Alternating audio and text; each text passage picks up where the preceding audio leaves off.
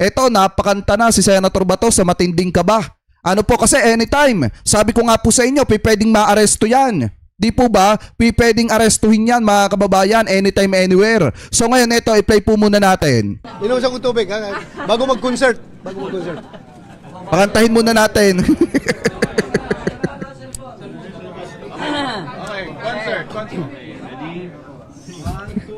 Sandali lang, baka mapagalitan ako ng mga upper class. Bakit? Sige lang. Yung line na Ha? Yung line na lang. Yung line lang na yung pinaka-importanting line. Oh.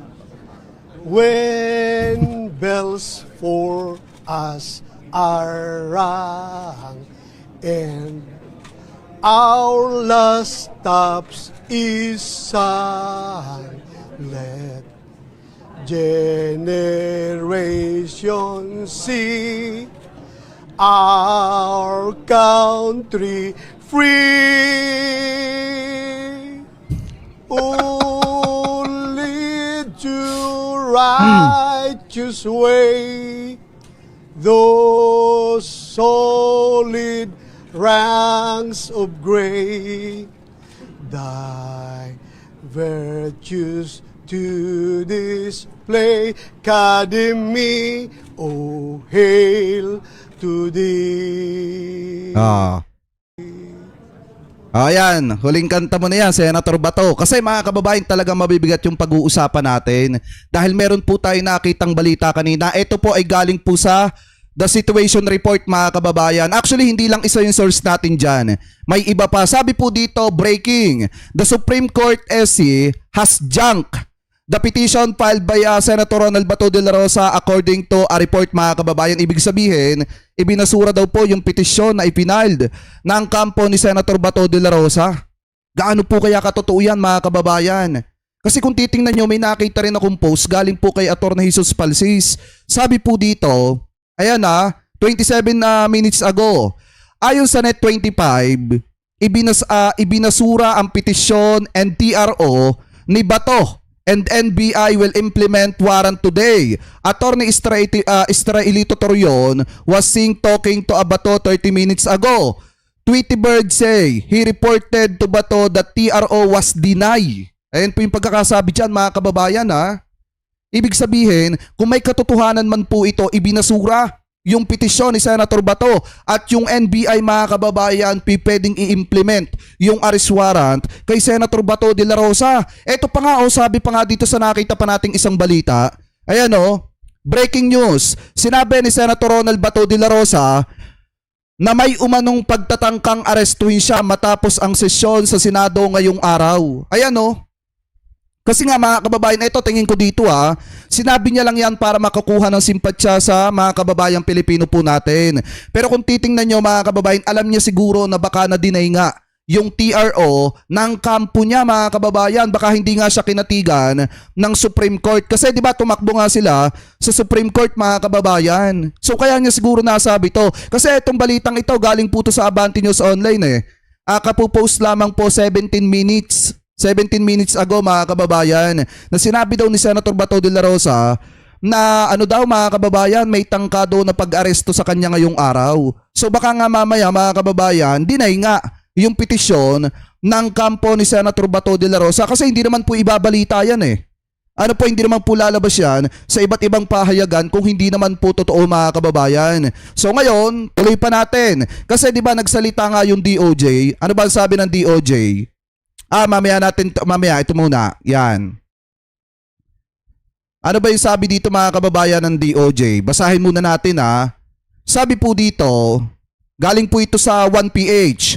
Muling nanindigan ng Department of Justice sa posisyon nito kaugnay ng pagpapatupad ng warrant of arrest ng International Criminal Court laban kay Senador Ronald Bato de la Rosa.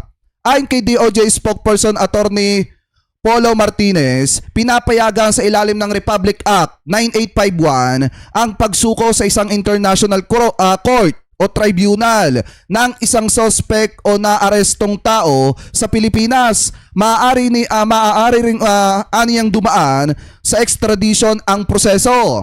Sabi daw mga kababayan dito ng spokesperson ng DOJ, yes, same position under RA 9851, we may surrender a suspected or arrested person in the Philippines to the appropriate international court o tribunal. The other mode is extradition sa Andy Martinez. Nauna nang sinabi ng DOJ na hihintayin muna nito ang desisyon ng Korte Suprema sa mga nakabinbe na petisyon kaugnay ng pagpapatupad ng ICC warrant of arrest. So ngayon mga kababayan, kung totoo man, ito po tandaan nyo, kung totoo man na ibinasura ito pong petisyon ng kampo ni Senator Bato de la Rosa, wala po talagang magagawa.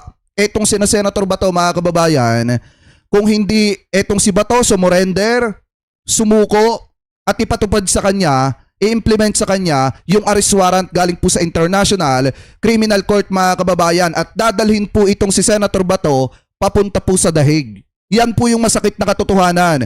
Kung sakali mga kababayan na totoo man yung mga lumabas na balita na allegedly dininay yung petisyon mga kababayan, dito po yung petisyon ni Senator Bato para hindi po siya maaresto. Ano po kasi, biruin nyo, sinabi daw ng kampo ni Senator Bato na mga kababayan, sinabi daw ng kampo ni Senator Bato na maliwanag daw na may tangkang pag-aresto ngayong araw pagkatapos ng sesyon dito po kay Senator Bato. O sabi dito, deny na sa SC, totoo ba yun? May lumabas na balita po galing sa The Situation Report. Sabi nga po dito, wait lang. Natin. Kasi mga kababayan, eto asan ba yun? Ayan sabi dito, galing po kay Attorney Jesus Palsis, 40 minutes, kapopost lamang po, 40 minutes. Sabi po dito, eto, ayan, ayon sa Net25, ibinasura ang petisyon and TRO ni Bato and NBI will implement warrant today. Attorney Israelito Torion was seen talking to Bato 30 minutes ago. Tweety Bird say he reported to the Bato that the TRO was denied mga kababayan. Ibig sabihin, ibinasura. Deny po yung TRO allegedly ni Senator Bato de la Rosa. At hindi lamang po yan yung lumabas na balita mga kababayan dahil may nakita po tayo na isa pang balita. Ito 54 minutes ago ipinost. Galing po ito ito po yung source natin Ayan. The Situation Report, sabi dito mga kababayan, breaking. The Supreme Court SC has junked the petition filed by Senator Ronald Bato de la Rosa according to a report. Ayun po yung sabi dyan mga kababayan, ibinasura daw. Ano po yung petisyon ng kampo ni Senator Bato. So kung may katotohanan man yan mga kababayan, siguro kaya dinasabi ng kampo ni Senator Bato na may tangkang pag-aresto dito po kay Bato de la Rosa mga kababayan. Kasi nga, baka nga nabasura. Ano po yung petisyon ng kampo nila mga kababayan sa Korte Suprema. Baka nga hindi talaga kinatigan ng Korte Suprema eto pong si Senator Bato sa petisyon po ng kampo nila. Di po ba? Kasi mga kababayan, maliwanag din naman ang standang dito ng DOJ na talagang kailangan ng sumuko ni Senator Bato mga kababayan once na maglabas ng desisyon ang Korte Suprema. O sabi pa nga dito mga kababayan sa People's Tonight, basahin po natin eto raw may pakiusap daw etong si NBI Director Melvin Matibag dito kay Senator Bato. Sabi dito, ito ang pahayag ni National Bureau of Investigation NBI. Attorney Melvin Matibag hingil sa pahayag ni Senator Ronald Bato de la Rosa na hindi siya basta susuko sa arrest warrant laban sa kanya mula sa International Criminal Court ICC. Nitong Lunes, Mayo 11, inilabas ng Senate Sergeant at Arms ang CCTV footage kung saan makikita na si Senator Bato ay kumakaripas at nagkakandara pa sa pagtakbo ng tangkaying isilbe ng NBI ang arrest warrant mula po sa ICC. So ngayon, pakiusap daw ni NBI Director Melvin Matibag dito kay Senator Bato de la Rosa, sumuko na lamang po ng mapayapa para wala ng kaguluhan, wala ng habulan na mangyari mga kababayan. Kasi nga, ang ending nito, sabi nga, kung pagbabasihan po natin yung sinabi ni Attorney Lorna Capunan, si Senator Bato lang din ang maaaresto at maaaresto mga kababayan sa sarili po niyang laro. Di po ba sa madalit salita, etong ginagawang to ni Senator Bato na pagtatago sa Senado, hindi po magtatagal yan, pansamantala lang yan.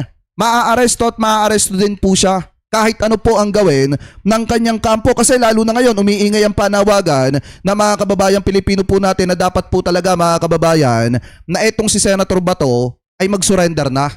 Diba panagutin nga si Bato yun yung panawagan. Litisin si Sara at panagutin si Bato. O ngayon, paano tatakasan ni Senator Bato yan? Alam niyo mga kababayan, sa totoo lang sa totoo lang, naipahamak po talaga si Bato. Naipahamak talaga si Bato de la Rosa ng kanyang kaalyado sa minority para lamang makuha yung presidency. Biruin nyo, sabihin ba naman kay Bato na wala daw mga kababayan, wala daw arrest warrant etong si Bato kaya pumasok na. Ganon katindi yung ginawang pagpapahamak kay Bato de la Rosa at kinagat naman ni Bato mga kababayan. At saka ito pa yung isa sa pinakamalaking problema mga kababayan na kakaharapin ni Senator Bato de la Rosa at nung mga didishit na may pananagutan sa batas. Dahil kung titingnan ninyo, eto basahin natin. Etong lumabas na isa pang kababagong balita lamang po. Eto nga kapupos lamang 30 minutes. Sabi po dito, former Iloilo City Mayor Jed Mabilog in-appoint bilang DILG Undersecretary mga kababayan. So ibig sabihin, si Jed Mabilog na po or si Mayor Jed Mabilog ang bagong Undersecretary ng DILG. So alam ko naman mga kababayan, karamihan sa inyo kilala siya. Alam ko naman karamihan sa inyo kilala po siya dahil siya po yung isa sa ginipit ng Duterte administration nung panahon ni Digong, pinagbintangan na sangkot sa ipinagbabawal na bato porket hindi po nila kaalyado. Diba? Ngayon mga kababayan, ito na nga yung sinasabi ko. Siguro oras na ng paniningil. Oras na ng paniningil mga kababayan. Panahon na ng payback, ika nga. Dahil alam naman po natin mga kababayan na malaki ang pagkakautang mga kababayan ng mga Duterte dito po kay Mabilog. Nagkandahirap siya mga kababayan at talagang pinagtangkaan pang ang itumba. Diba kung makikita nyo, siya po yung umiiyak na nagsiwalat kung paano siya ginipit mga kababayan ni Digong dati. Diba? Siya po mga kababayan yung ginipit ni Duterte dati, pinagbintangan, nasangkot sa ipinagbabawal na bato para lamang po alisin sa politika. Kasi nga mga kababayan, kinagalitan po to dati ni Duterte nung panahon ng eleksyon noong 2016. Kasi nga, nagsasalita daw si Digong mga kababayan sa Iloilo dati, biglang namatay yung ilaw at ang kinagalitan ay eto pong si Jed Mabilog. So ngayon, ang ginawa nila, ginipit nila itong taong ito at ngayon mga kababayan, eto na yung panahon ng paniningil mga kababayan ni Mabilog sa kampo ng mga Duterte. So uulitin ko lamang po in-appoint po siya bilang undersecretary. Hindi po secretary mga kababayan, baka ma-misinterpret nung iba. Baka sabihin nung iba, ay wala na si John Vic, pinalitan na ni Mabilog. Hindi po ganon. Mga kababayan, siya po ay undersecretary. In-appoint po siya bilang undersecretary, hindi po secretary ng DILG. Magaling po yung maliwanag. So ngayon, mga kababayan, tuloy pa natin yung usapin natin na yan. Dito po sa nakita nating post galing po sa News 5. Kasi ito talagang matinding paglaglag to kay Duterte. Diba? Matinding paglaglag to ni Bato de la Rosa kay Duterte. Yung mga didisit dyan, mag-isip na po kayo.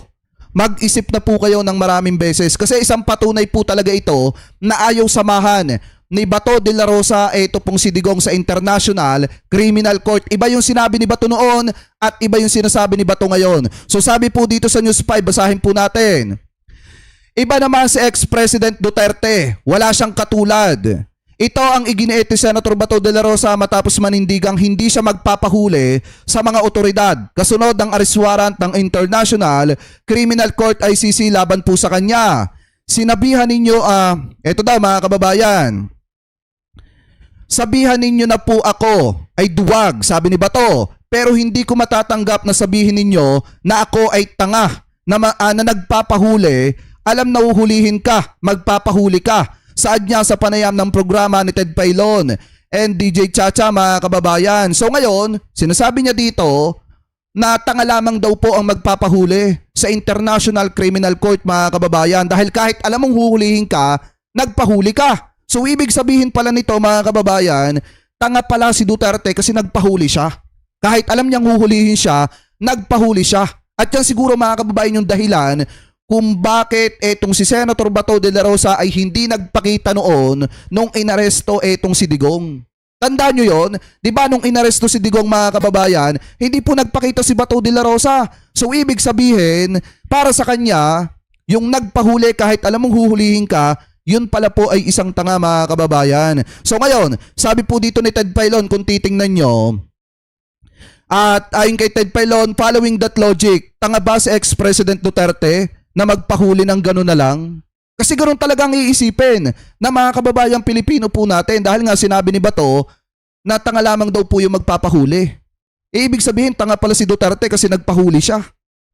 'Di ba? So ngayon sabi dito ni Senator Bato, biglang kumabig siya kasi nadulas siya mga kababayan eh. Nadulas po yung dila niya. O sabi dito, hindi, sabi ko nga ready na siyang magpahuli. Gusto niyang magpahuli talaga. Ayan o mga DD-set, gising na ba kayo?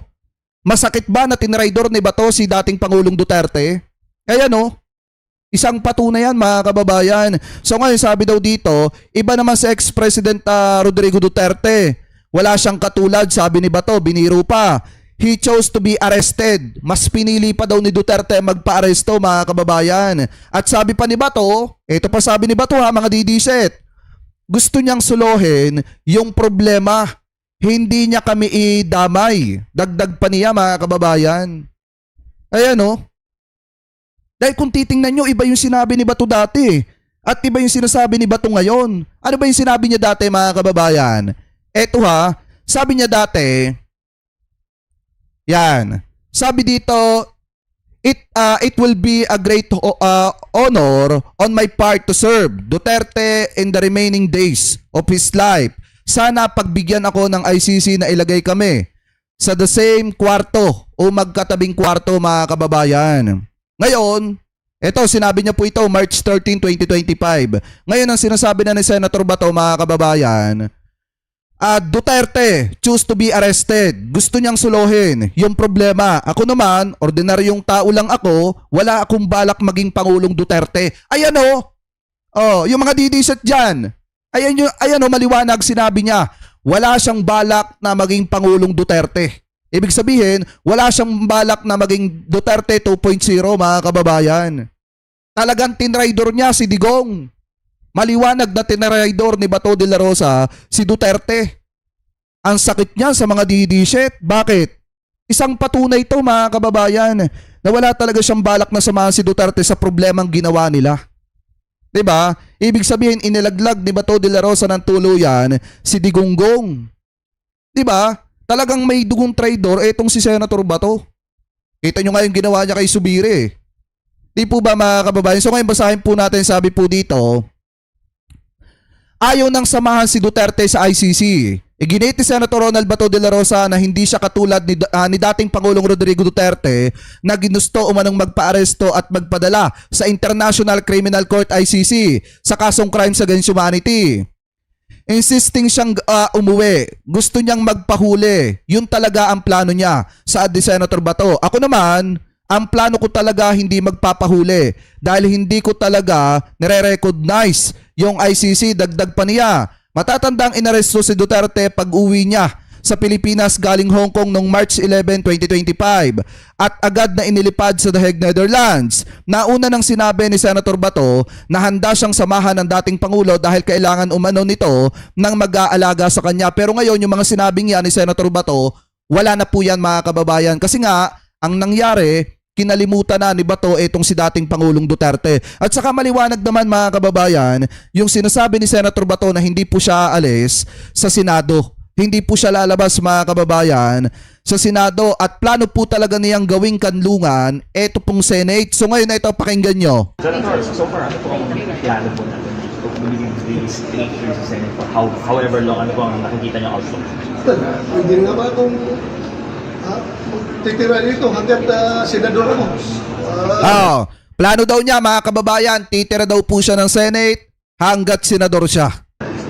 Yun pa, makasave ako ng gasolina kung biyahe-biyahe no, bahay ko Senate. Yun lang naman rin ang trabaho ko, Senado. Kung dito ko titira, mas maganda.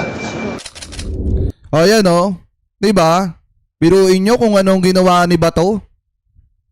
Si Sara Duterte na isahan ni Bato. Si dating Pangulong Duterte na isahan ni Bato. Yung mga DD-set na budol ni Bato. O ano kayo ngayon? Masakit bang budulin ng kaalyado ni Digong? Biruin nyo, sinabi niya mismo harapan kay Ted Pailon. Wala akong balak na maging Duterte o President Duterte. Diba ganyang katindi mga kababayan? Tapos alam niyo yung pinakamatindi pa, sinabi niya lantaran sa media na hanggat senador siya, gagawin niyang kanlungan yung Senado. Ang problema kasi dito mga kababayan, ganito. Paano kung sakaling totoo nga yung lumabas na balita na ibinasura nga ng Korte Suprema yung petisyon nila? Di anytime, pwede nang arestuhin si Senator Bato. Di po ba mga kababayan? Pwede na siyang arestuhin kasi kaya lang naman nasa Senado siya nagtatago kasi hinihintay niya yung desisyon ng Korte Suprema. Ngayon, pag sinabi ng Korte Suprema mga kababayan na etong si Senator Bato ay dinideny nila yung petisyon nito, talagang walang magagawa ang kampo ni Senator Bato kung hindi isuko etong si Bato at ilipad papuntang dahig mga kababayan. Yan po yung katotohanan dyan. Kasi kung tutusin, wala na naman akong pakialam kung maaresto si Bato or hindi. Dahil nga yung pinuno nandun na. Ngayon yung mga DD-shit, maatim nyo ba na si Duterte na ando doon sa International Criminal Court at sasabihin nitong kaalyado na kasama doon sa pagpapatupad ng madugong pakikipaglaban sa ipinagbabawal na Bato? Sasabihin ayaw niya maging Duterte o President Duterte? Ayaw niya mangyari sa kanya yung nangyari kay Digong. Kaya hindi talaga siya magpapahuli. Masakit yan sa mga DD-shit. Diba? Yung mga DD-shit dyan, aanga-anga kayo kaya nabubudol kayo ni Bato. Di po ba mga kababayan? So ngayon ito, pakinggan po natin. Etong isa pang balita na nakita po natin mga kababayan. Grabe tong interview ni Senator Bato dito. Kasi talagang ano siya, pinaprangka siya mga kababayan nito pong reporter ng ANC. Kasi nga kung ano nung sinasabi ni Senator Bato mga kababayan So ngayon ito pakinggan po natin. Napakaganda nito. And embattled Senator Ronald De La Rosa now asking minority senator. Sabi nga dito, Senator Ronald De La Rosa reject ICC surrender resolution. Texas, all legal remedies mga kababayan. Ibig sabihin lahat ng pwedeng legal remedies gagawin ni Senator Bato. Who want him to surrender to authorities to give him more time to exhaust all legal remedies against an arrest order from the International Criminal Court. Senator De La Rosa now joins us live from the Senate. Senator, good afternoon to you. Thanks for joining us today. Welcome to the program. Good afternoon, Carmina. Thank you for having me here. Senator, how are you Yan. doing? Second night at the Senate. Okay lang, nakatulog na rin at least kahit papaano. Senator, nung huli po tayong nag-usap, tinanong ko kayo kung nagtatago kayo. Yan. Sabi niyo po hindi. And then what followed was months on end of you not appearing before the Senate. Can you confirm to us that you were indeed in hiding? Kasi 'di ba mga kababayan, tinanong dati ni Ma'am Carmina etong si Senator Bato. I think 2025. Tinanong siya mga kababayan kung nagtatago ba siya. Sabi niya hindi talaga siya nagtatago. Pero ngayon mga kababayan, eto nung ibinalik ulit sa kanya yung tanong, eto na yung sagot niya. All these 6 months.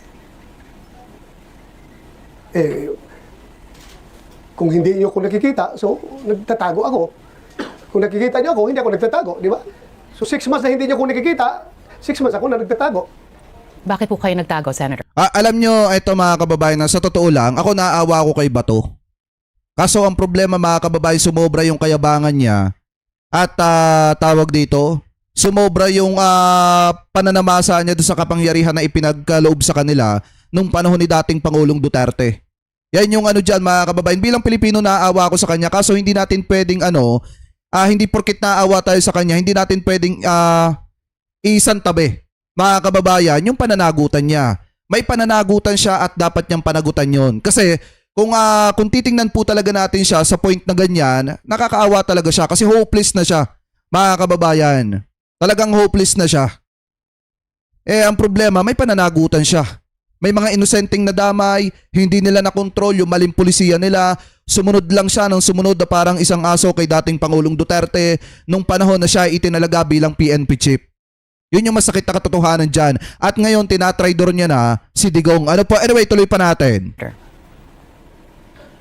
Because my liberty is under threat. Senator, all this will end if you just choose to surrender voluntarily. Why isn't that an option for you? Yan. Carmina, meron pa tayong Option for you. Carmina, meron pa tayong mga available na legal remedies. Hindi ka masyadong atat na atat. Hintayin mo muna na matapos ko ito lahat ng mga legal remedies. At pagkatapos niyan, then tingnan natin. Kita nyo napikon si Senator Bato, napikon siya kay Ma'am Carmina. Kasi parang ang dating daw atat na atat etong si Ma'am Carmina. Wait lang, balik natin ng konti. Kasi ang ganda nung tanong prangka yung tanong mga kababayan. Senator, all this will end if you just choose to surrender voluntarily, why isn't that an option for you? Carmina, meron pa tayong mga available na legal remedies. Huwag ka masyadong atat na atat. Hintayin mo muna na matapos ko itong lahat ng mga legal remedies. At pagkatapos niyan, then tingnan natin. Kaya niyo ho bang tingnan lahat itong legal remedies na sinasabi niyo po, exhaust all of these legal remedies nang hindi po nagtatago na naman, dyan naman sa loob ng Senado? Nako! Patay! Eto, parang kayong tanong, mga kababayan. Tignan natin kung ano yung sasagot ni Bato. Kasi mapipikon to talaga dito, mga kababayan. Katulad noon. Kasi I think ito yung reporter, mga kababayan, itong si Ma'am Carmina, yung nagtanong dati ng kung ano-ano kay Senator Bato kaya napikon. Etong si Bato. Ngayon, mga kababayan, eto prangka ulit yung tanong. Ay, bakit ako nagtatago ba ako ngayon dito sa Senado? I am under custody, protective custody ng Senado. So, anong sinasabi mo dyan nagtatago? Kung nagtatago ako, hindi mo ako ma-interview ngayon.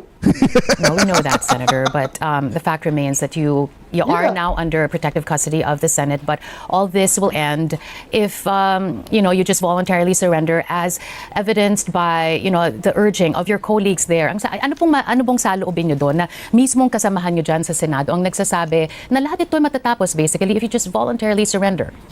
Ah. 5 sila nagsasabi na mag-voluntary surrender ako. Pero mas marami naman sa kanila nagsasabi na gawin mo lahat ng mga legal remedies until ma-exhaust mo yan lahat, then you do the next move. Senator, I want to take a moment now to Kasi just... said, Go ahead. Ano po ang pagpapaliwanag na binibigay niyo po sa pamilya ninyo gayong nandito kayo sa gitna ng sitwasyong ito? Alam naman nila yan. Itong lahat na ito ay puro politika lang ito. Nangyari ito dahil sa kasakiman ng ibang tao na gustong masiguro yung power na sa kanila. Yun na, ginamit ang lahat ng diskarte para to vanish the Duterte people from the face of the earth. But this... Oy, Senator Bato. Mali ka dyan. May pananagutan ka kaya ka nang dyan. Kasi mga kababayan, ito nga kahapon sinubukan niya magsinungaling kahapon. Wait lang, pakita ko muna sa inyo to Kasi marami ang naawa sa kanya kahapon nung nagsisinungaling siya. Eto, nasan ba yun? May mga sinabi siya kahapon na puro kasinungalingan. Eto, tulad nito.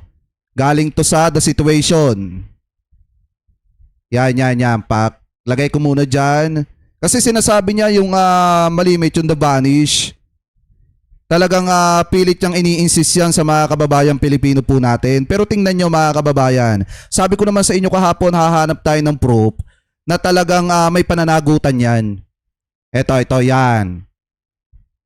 Yan. Unahin muna natin to. Balik tayo kay bago tayo bumalik kay Ma'am Carmina. Ano ba yung sinasabi niya kahapon dito? Yan. Play muna natin to From the Philippine soil. They want us to banish from the Philippine soil. Yan ang gusto nila, kaya doon sila nag-file. Dito, kung gusto nila accountability, filean mo ako dito. Yung kaso sa Pilipinas. Wala naman ang Philippine courts na Pero yung isang murder, walang pinail sa akin. Ni isang kaso sa madalit salita, wala daw pong pinal sa kanya. Bakit mga kababayan? Tuloy pa natin. Kasi alam nila wala akong pinatay na tao at wala akong inutusan na patayin ninyo yan. Alam nila yan. Kaya daw walang ipinal na kaso sa kanya mga kababayan kasi alam daw po ng mga hukuman or mga magpapail ng kaso na wala daw po siyang itinumbang tao. At wala daw po siyang inutusan para magtumba ng tao mga kababayan. So tuloy pa natin. Yung mga taga-ICC na naniniwala sa kanilang mga fabrication. Sir, Everything is fabricated. so ano lang ang naging role mo, sir? Ano lang ang naging role mo? Ang goal ko is para mag-lead sa war on drugs. And it doesn't mean pag war on drugs ay patayin lahat ng tao. Of course, kung buhay ng mga pulis ay nasa bingit ng kamatakan, ay dapat lipisan na sarili nila. At wala akong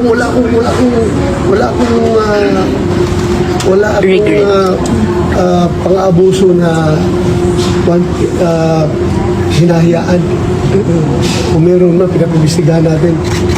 Ayan. 'Di ba sabi niya ganyan mga kababayan, wala siyang itinumba, wala siyang inutusang magtumba na mga kababayang Pilipino po natin. Pero huwag mo kakalimutan, Senator Bato, na nagkaroon ka ng interview nung 2025 midterm election. At ito yung sabi mo, Senator Bato. Sabi ko nga, patutunayan ko na sinungaling ka. Pakinggan nyo to mga kababayan ha. Eto. Bakit actually lahat ng napatay ko, nagsisisi ako. Oo. Bakit buhay yan eh. Kahit nag-ano kasama yung tao na yan, ako, after nung makainkwentro ako, tapos may mapatay, pupunta ka ako ng simbahan. Hihingi ako ng patawad kay Lord. Lord, kahit nag-ano kasama yung tao na yun, he deserved to live. Dahil tao pa rin siya.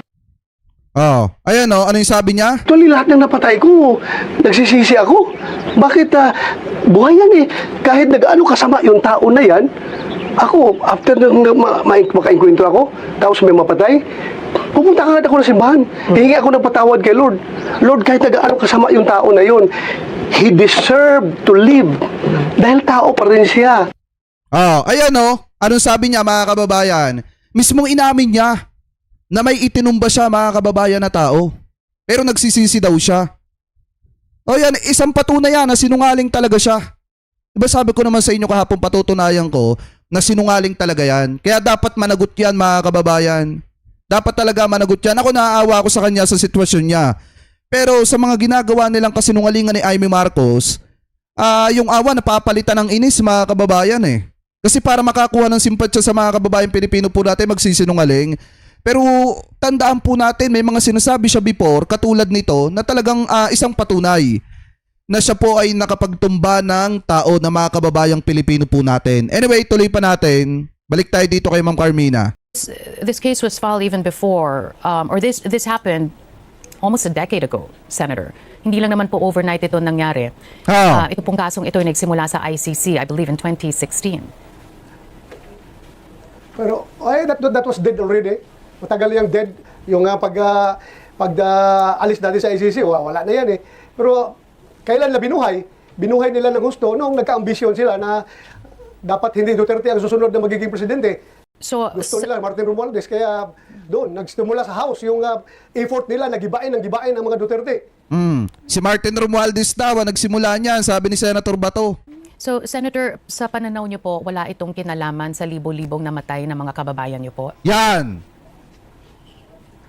Ako, Carmena, kung meron man akong pinatay o meron mang namatay na ilang libo na yan, bakit wala akong kaso na kinakaharap dito sa Pilipinas? Sarado ba mga RTC? Sarado ba mga korte natin? Bakit hindi ko mag-file? Bakit doon yung mag-file sa ICC? Because it is designed to banish us from... Paliwanag ko sa inyo kung bakit mga kababayan. Kasi nung panahon ni dating Pangulong Duterte, di ba maliwanag yung sinabi ni Boying Rimulya? Tinatakot mga kababayan yung mga hukuman. Di ba tinatakot yung mga hukuman? Kaya walang maglakas ng loob na tumanggap ng kaso o mag-file ng kaso laban sa mga ito. Sino ba naman ang ututong Pilipino ang magkakaso laban kay Senator Bato ay makapangyarihan yan? Lalo na nung Duterte administration. Kayo mga kababayan, kung sa inyo mangyari yan, kakasuhan nyo ba si Bato kahit alam nyo na yan ay PNP chief? Nung panahon ni dating Pangulong Duterte, kadikit ng presidente? Maglalakas ng loob ka ba na banggain si Senator Bato? Nung panahon ni Digong? Siyempre hindi. Kasi makapangyarihan talaga yung mga yan nung panahon ni Digong. Anyway, tuloy pa natin. From the face of the earth. Yan ang gusto ng mga kalaban ng Duterte. Tsaka ginigit niya dito, wala daw siyang itinumba pero umami na siya. Di po ba umami na siya? So, Senator, let me ask you, why... Bakit kahit isang murder case, hindi niyo ako napailan? So, Senator, I'm sorry to cut you there. May Yan ang delay. tanong dyan. Opo, may delay lang po. I'm not trying to talk over you. May delay lang po tayo. So, forgive us for that. Yes, naiintindihan ko yan. Okay. Kung ganun po ang pananaw nyo, Senator, that this is all designed to prevent the Dutertes from taking power again, why do you guys deserve it? Why do you deserve to be in power again? Bakit sa tingin po ninyo na kailangan nasa putir pa rin ang mga Duterte at kanyang mga kaalyado?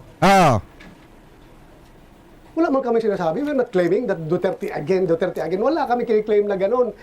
We do not claim entitlement para dyan sa mga posisyon na yan. Let the... Hindi. Si Sara Duterte nga, kiniklaim na gusto maging presidente sa 2028 eh. Di po ba mga kababayan, si Sara Duterte nga maaga pa lang nag-announce na natatakbo sa pagka-presidency, sa pagkapangulo. Di ba? Tapos yung mga kaalyado ni Sara Duterte, kahit may nakaupo pang presidente, gustong patalsikin yung presidente at iupo. Etong si Sara. Yun bang hindi nag-aambisyon? Anyway, tuloy pa natin. The people decide. Yun lang, nakikita nila na malakas sa Filipino people si Vice President Sara Duterte, giniba nila ng giniba.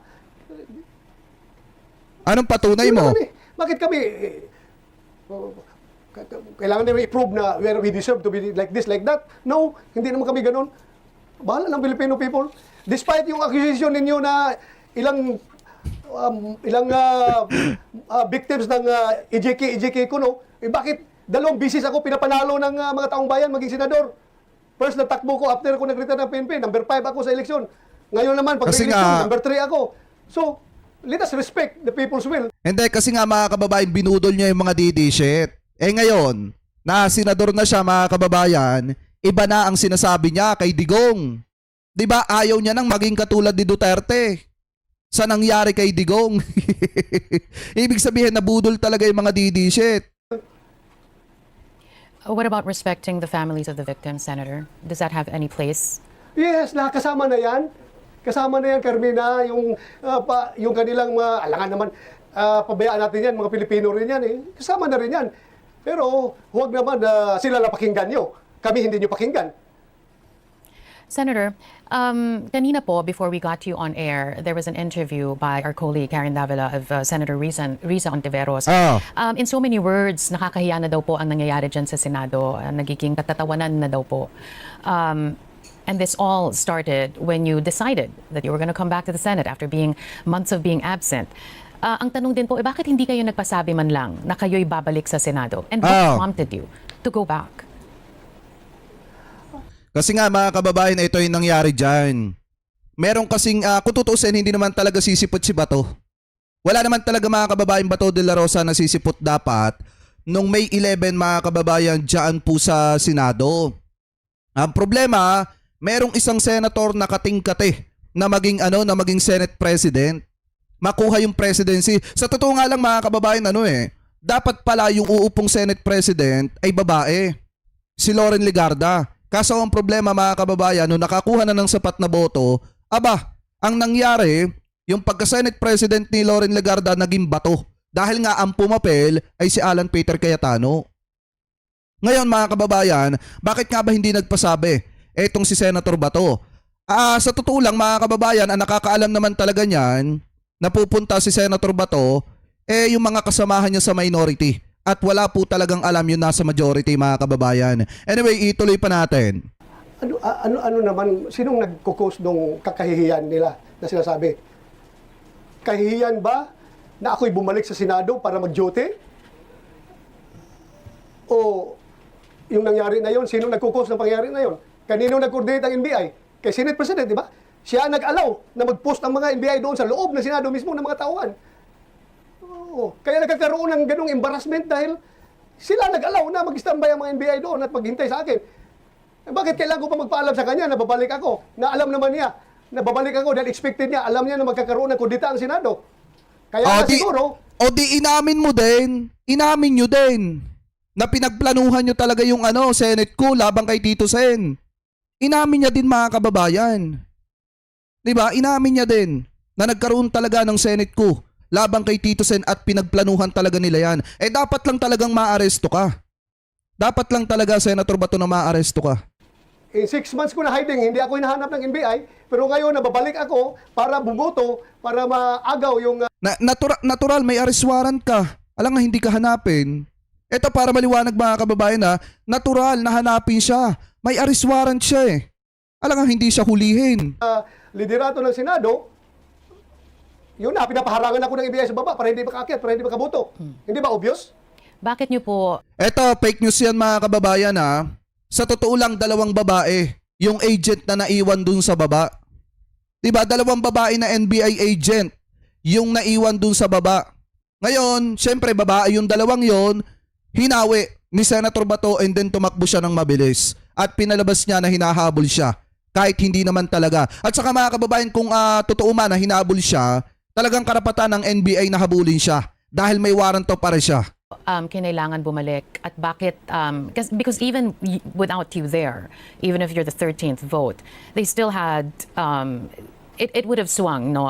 At least maliwanag sa inyo mga kababayan na inamin niya na pinagplanuhan talaga nila yung pagpapatalsi kay Tito Sen. Either way, but bakit niyo po gustong mapalitan yung liderato, and why was it enough Yan. of an impetus for you to come back para tanggalin sa pwesto si Senate President Tito Soto? Yan. Ito ba'y may kinalaman sa impeachment trial ni VP Sara? What if you could make a song using Wait lang, may ads lang. Anyway, ay thank you sa mga naglalike po ng ating live streaming at nag-share. Maraming salamat po. Thank you very much. Anyway, tuloy natin. Carmena, with or without impeachment, walang minority na hindi nangangarap na maging majority. Di ba? Kami dati Grabe, majority no? kami, inagaw nila sa amin ang majority, naging minority kami. So ganoon po yung proseso na yan. Mag-aagawan yan kung sino magiging majority. With or without impeachment, wala pakialam ang impeachment dyan. Gusto namin kami ang majority. Yun lang. Senator, I'm sure you're well aware of the Grabe mga kababayan yung katuwiran nila. Diba? Grabe yung katuwiran nila. Talagang pangarap lang daw nila na maging majority. Ibig sabihin, nabudol ka. Senator Bato, baka hindi mo nalalaman. Nabudol ka ni Alan Peter Cayetano. Mamaya patutunayan natin kung bakit. CCTV footage that's being seen by everybody. And I want to get your sense of it. When you look at that video, what do you see? Do you see a senator being prevented from attending the session, or do you see a senator running away from justice? Both. Both. Kung justice ay ibig mong sabihin, yung ICC warrant, kailangan ko Tumatakbo. ibig ko dahil i-implement nila kahit na invalid. Wala pang walang court order sa local court. Of course. At yung sabi mo na hinaharangan para hindi makaboto, obvious. Doon nila pinisto doon sa baba kung saan ako dadaan para hindi ko makakita at hindi makaboto. Senator, just as a final question, as we speak, there are people outside the Senate building asking for you to voluntarily surrender. Kung halimbawa, ikaw ang magiging susi para hindi magkagulo ang magkabilang puwersa, Yan. gagawin niyo ho ba ito? Yan, dito malalaman kung may malasakit ba si Senator Bato sa bayan. At kung may malasakit siya sa mga kababayang Pilipino po natin. Napakaganda nung tanong. Ay, makikinig naman yung mga tao ko, yung mga supporters ko. Mababait yan. Pag mababait yan, huwag lang nyo i-provoke na awayin ninyo. Walang awayan. Peaceful rally lang gagawin yan. Nako! All right, Senator, we've run out of time. Gagawin ko yan. Gagawin ko, ipapasipay sila. Ipapacify, paano po? Salamat, Carmina. Okay, we're gonna have to leave it at that. Senator Ronald De La Rosa there joining us live. We appreciate your time. Wala talagang malasakit sa taong bayan. Sorry mga kababayan ha. Wala talagang malasakit sa taong bayan si Senator Bato. Sinabi niya mababait yung mga DD shit na taga-suporta niya. Paano naging mababait yung mga yan? Mga samlang ang bunganga ng mga yan. Diba? Kung bastusin nga nila ang presidente. Diba? Kung lait-laitin nga nila si PBBM, paano naging mabait yung mga yan? Alam mo, Senator Bato, kasalanan din ng mga supporter ninyo. Kung bakit kahit makiusap ka ng 10 beses kay PBBM, unang-una, hindi ka mapapagbigyan. Bakit? Kasi unang-una, hindi ka naman dapat kay PBBM nakikiusap. Dapat kay Digong ka nakikiusap kasi yun naman talaga ang sinunod mo. Kaya ka na andyan sa sitwasyon mo na yan. At higit sa lahat, hindi naman si PBBM ang nagsampa ng kaso sa'yo. Ang nagsampa ng kaso sa'yo, si former Senator Antonio Trillanes, kaya doon ka makiusap at doon sa mga biktima ng madugong pakikipaglaban ninyo sa ipinagbabawal na bato. Hindi ka kay PBBM dapat nakikiusap. Dahil unang-una, hindi naman si PBBM ang nag-file ng kaso sa International Criminal Court, kung hindi si former Senator Antonio Trillanes. Nagtataka nga ako sa inyo, sa mga taga-supporter mo, bakit si PBBM sa desisyon nyo? Bakit kay PBBM ka nakikiusap?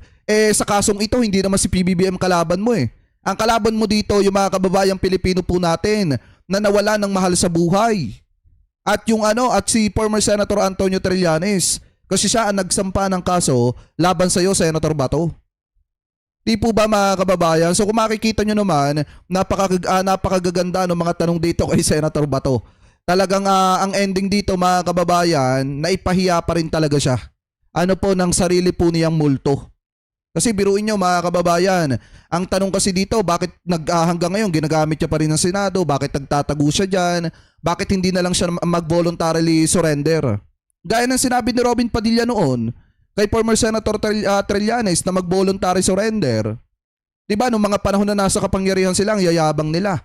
Ngayon mga kababayan, nagmamakaawa na sila. Ano po, especially sa presidente, na wala namang kinalaman dito po sa pananagutan niya. Pero anyway, mga kababayan, kung kayo po ang tatanungin, ano po masasabi ninyo, hingil po sa usapin na yan. Comment below na lamang po kung ano po ang comment at opinion po ninyo. Hingil po dito kay Senator Bato de la Rosa na anytime, anywhere, pwede po siyang maaresto.